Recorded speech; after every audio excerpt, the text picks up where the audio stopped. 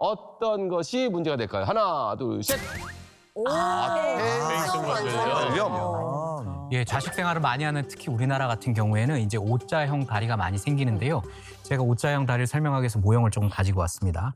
우리 몸에서 기계적인 축에 대해서 조금 설명을 좀 어렵지만 해드리겠습니다. 우리가 서 있을 때 이 고관절의 대퇴골두 중심과 발목 관절의 중앙을 연결하면 중심선이 지나가게 되죠. 그 중심선이 어디를 지나가야 되냐? 무릎의 이 정중앙을 지나야 됩니다. 여기 좀. 그런데 O자 다리가 되면 어떻게 될까요? 이렇게 휘기 때문에 기계적인 축이 이 중심을 지나지 않고 안쪽으로 가게 됩니다. 그러면 걸을 때 어떻게 되죠? 안쪽에 훨씬 체중 부담이 많이 가고 하중이 많이 걸리게 됩니다. 그러다 보면 어떻게 될까요?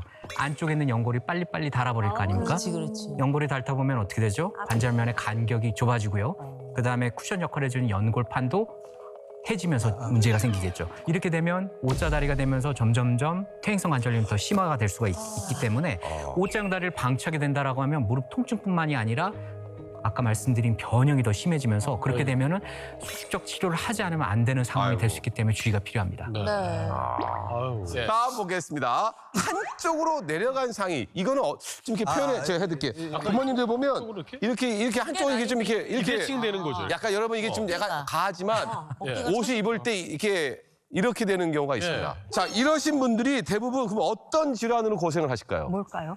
자, 뭐죠? 모르시죠? 네. 바로 갑니다. 네. 자, 따라라라따 따라라라따 따라라라따 따라라라라라라라 따라라라따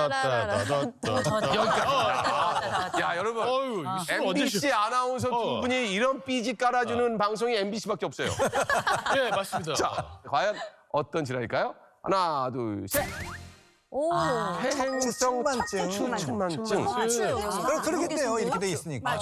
예, 척추측만증 하면은 우리가 흔히 알고 있듯이 정면에서 봤을 때 척추가 이렇게 똑바로 올라가야 됩니다. 그렇죠? 일직선으로 올라가야 되는데 이게 옆으로 휘어지는 거는 물론이고 회전이 생기는 3차원적인 변형을 말합니다. 그래서 대개 전체 환자의 절반 이상가량이 이제 10대 청소년으로 알려져 있는데 문제는 이제 노년층도 예외가 아닙니다. 왜냐하면 나이가 들어가면서 이 퇴행성 척추측만증이 발병하기 쉽기 때문인데요. 실제로 60세 이상 노인 10명 중에 3명이 이 척추측만증으로 고생을 하고 계십니다.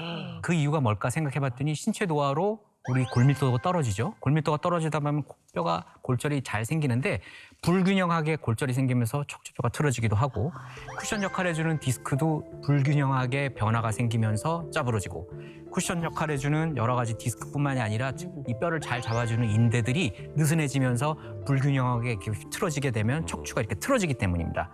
특히 이제 퇴행성 같은 경우에는 이 허리에 문제가 생기는 경우가 있는데 척추가 옆으로 휘다 보면 어떻게 되죠? 골고루 압력을 배분시켜줘야 되는데 그렇게 잘 안 되다 보니까 한쪽에 신경이 눌리게 됩니다. 신경이 눌리면 어떻게 되죠? 저리고 통증이 너무 심해지게 되는 거죠.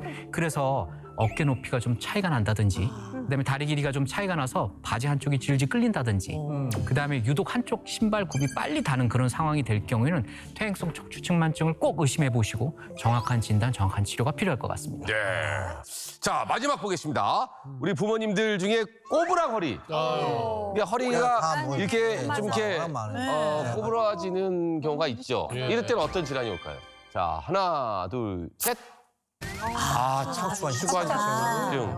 예, 우리가 허리를 굽힌 채 이제 펴지 못하는 일명 꼬부랑 허리라고 알려져 있는 그런 모습들 많이 보시잖아요.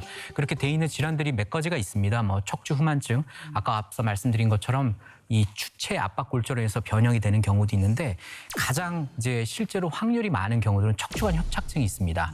이 척추관 협착증은 허리를 보통 일반적으로 뒤로 젖히고 걷게 되면은 이 관이 좁아지게 됩니다. 그러면서 통증이 생기니까 통증을 없애기 위해서 본인 스스로 어떻게 하냐? 이렇게 허리를 구부리게 됩니다. 그래서 노인분들 중에 걷다가 다리가 저리니까 이렇게 웅크려서 쉬었다가 그다음에 통증이 좀 좋아지면 걸으시는 분들이 있으신데 그걸 우리가 파행이라고 합니다. 그래서 이 척추관 협착증이 여러 가지 원인 때문에 신경이나 이런 척수가 눌리는 그런 상황들이 되는데 문제는 이걸 방치하게 되면 어떻게 되냐? 신경이 계속 눌리게 되죠. 그러다 보면 근력 저하, 마비가 생기는 이제 우리 신경학적 증상이 생기게 되고요. 그러다 보면 자칫 낙상으로 이어질 수 있기 때문에 반드시 치료하고 우리가 주의를 해야 되는 질환이라고 봅니다.